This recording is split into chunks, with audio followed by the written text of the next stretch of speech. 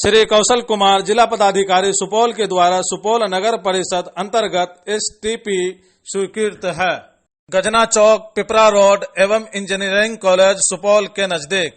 पदाधिकारी महोदय श्री कौशल कुमार द्वारा नगर परिषद अंतर्गत टाउन हॉल का भी निरीक्षण किया गया। निरीक्षण के कार्य में पाया गया कि फिनिशिंग कार्य पूर्ण नहीं किया गया है।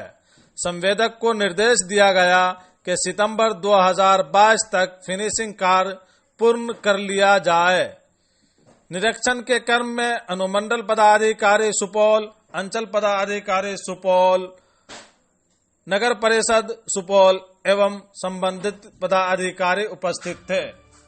जिला अधिकारी सुपौल द्वारा इंजीनियरिंग कॉलेज के नजदीक प्रस्तावित STP में जगह की उपलब्धि के लिए निर्देश दिया गया कि जगह उपलब्ध कराई जाए।